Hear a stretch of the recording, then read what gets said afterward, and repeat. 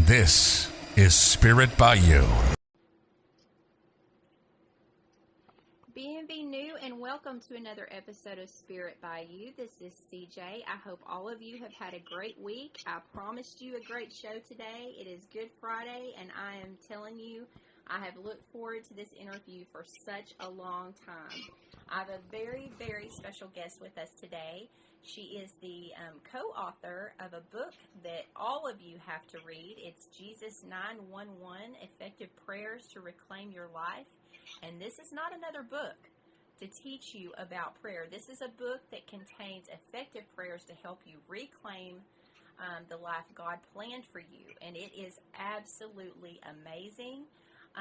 She and her husband have traveled the world helping people that have had issues with demonic type possessions, and she's going to tell us all about that. They also have a website that you can visit, and we're just so excited to have her with us today, and that is Miss Marion Pollard, and we want to welcome her to the show. Miss Marion, can you hear me?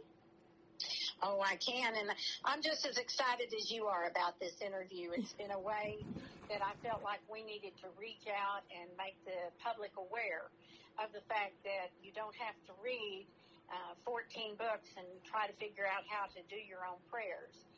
Larry and I have been in the deliverance ministry about 18 years, and we have put together some basics that will take care of 60 to 65% of anyone's issues with demons or being tormented or voices in their heads or anxiety, family curses, generational curses. And so we put it into a book form about a year ago, and now our book is selling internationally in England and Norway. It's been translated into the Nepal language, and this is something anyone can take. We always recommend that you read the book first and then go back and say all of the prayers, because we want you to know what you're doing. So thank you very much, Candy, for having us on today. Oh, I am so excited, and I've read the book, and I'll tell you, I absolutely love your book, because it's not one that's a lot of books about Christianity, and I'll just say Christianity as a broad spectrum, are very preachy.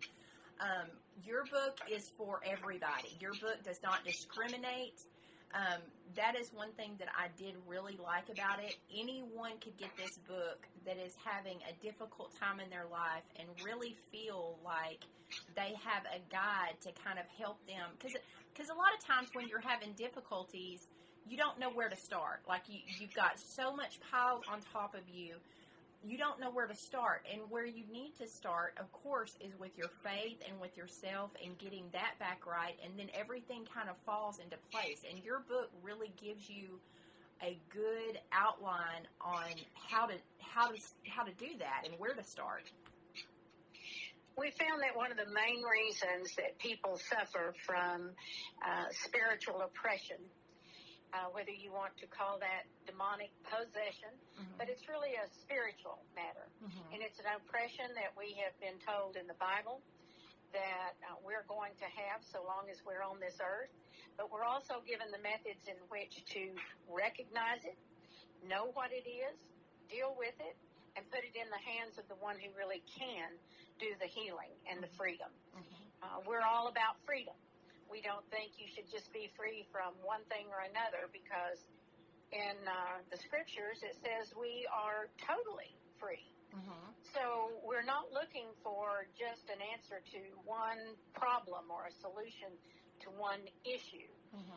After 18 years in this ministry, we found there is never just one, just like there is never one demon. Right.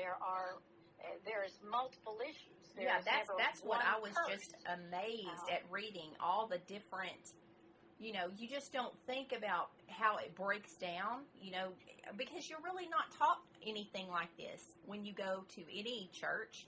They really don't tell you about this type of thing. But when in your book, you really break it down, because there's several different types of demons that could be affecting someone's life, and you may not even know it. I'd like to share just a quick story with you, Candy, and your listening audience, because when we started into this ministry, I was so against. I didn't even know what a deliverance ministry was, but it's terrified me. And my husband went to a conference, and I refused to go. I told him he better not bring anything home with him. Oh, yeah. That's how that's how determined I was against what he was doing. And he convinced me to go to one meeting. I went to this meeting, and I felt like the little lost person in a room that everybody spoke a different language than I did. But I met a lady who was just really being tormented, and her eyes were rolling back in her head, and she was having spasms in her muscles, and she was just begging me to pray for her. Well, I had no idea what to pray for her, but some gentlemen in the audience said, "We'll help you, ma'am, if you will pray for her." So they tried to get her up out of her chair and get her out of the meeting room. And she was a large woman, and she fell in the floor. And so from somewhere within inside me, I said, "Angels of the Lord, pick her up." And she just came up like a jack-in-the-box. And no one was surprised more than I was. So we went back to this room. They leaned her up against a column, and they said, "Good luck, lady," and left me. Some other women gathered around, and I said, "Who's going to pray for this lady?"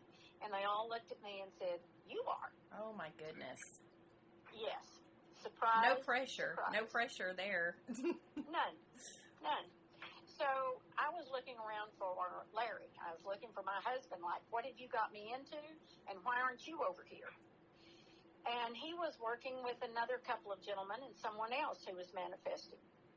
So I began to pray for this lady. And not knowing what I was doing, I began to pray for her. The next thing I know, she rolled over and got on all fours. Now, she was probably in her 60s, 70s years old. She got on her all fours and started chasing me around the room. Oh, my goodness. And I'm like, whoa. The only thing that I knew about deliverance is that I could say, "In the name of Jesus, you go down." And because we have the authority that Jesus has given us, they have to obey. And I bet I said that about 10 or 12 times. And all of a sudden, she stopped chasing me. She looked up at me. Her eyes were glazed over. They were yellow. And she reached up and she bit my Bible. Oh, my goodness. Now, what? I carry one of the big versions. Oh. Not one of the little 8x7s or whatever. And she bit my Bible. Oh. And at that point, I got really angry, and I said, "In the name of Jesus, you go down." And she completely stopped, sat up straight, and I had no idea what had just happened. Well, my husband Larry was across the room, and he had witnessed this, and he said, "I knew one of two things was going to happen. You were either going to take charge and fight, or you were going to run out the door and pack my bags to leave." Oh. So that was my first experience. And wow. When I saw that happen, and I saw how much it had caused pain in this woman's life, tragedy among her children. Oh, I can't even imagine. I just said, I can't leave this alone. So that was the very beginning. And I guess you could kind of say, well, if you're going to want to learn to swim, somebody just throw me in. Hey, that's the best way to learn, and it sounds like you handled yourself very well, because I'll tell you what, I would have been very angry too. That would have just made me so angry. And you know, I think that's one of the biggest things, like in your line of work, is that you can't show fear at all, and once you show that you are that type of strong person, that's when you become the one that's intimidating to whatever it is that's inside these poor people. It's just horrible.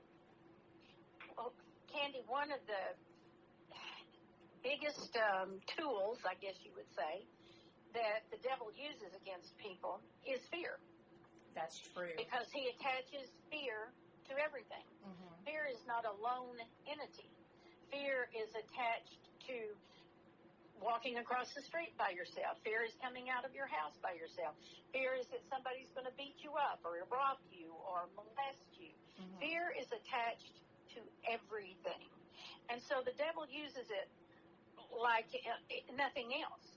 And what he's really trying to do is if he can keep you afraid of getting your freedom, then you will not take the steps to get your freedom. Mm. In the Holy Bible, the scriptures that I read, Jesus heals people, and over 30% of the time that he heals someone, and we're always thinking of a physical healing, Mm-hmm. he also delivers them because he wants them to be totally healed. Right. So knowing that, and knowing that most pastors, more reverends, more bishops, more whatever denomination, they don't speak of deliverance. They don't talk about the curses other than the one of Adam and Eve when they ate of the forbidden tree. That's true. It's true. They don't. You don't really know.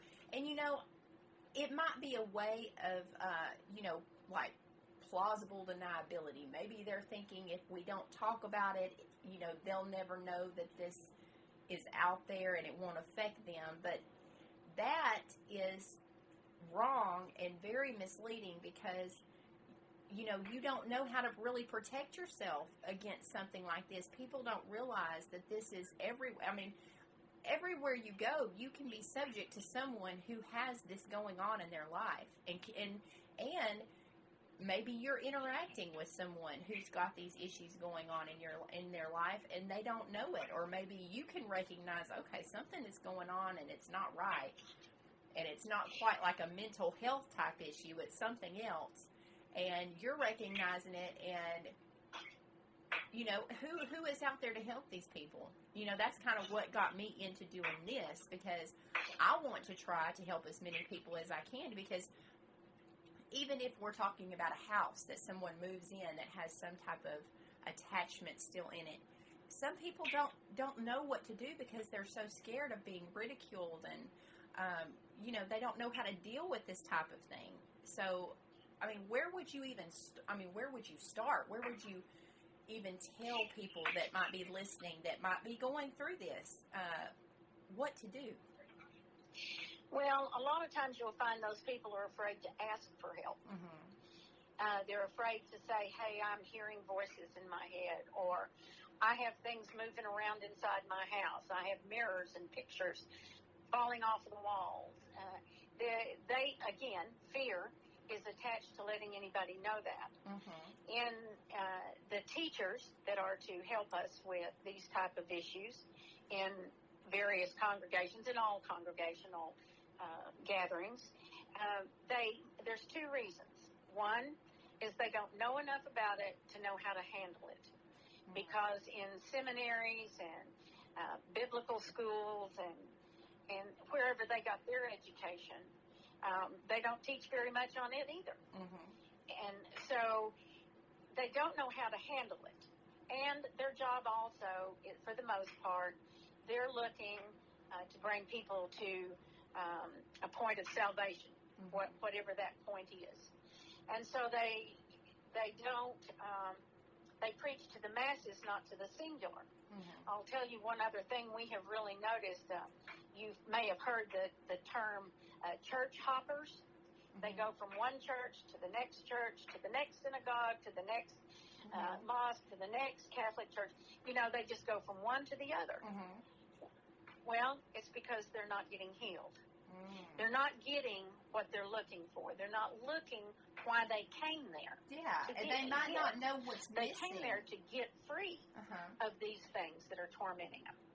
So until you find a congregation or a group that will meet these things head on, we have to find a way to get it to the people.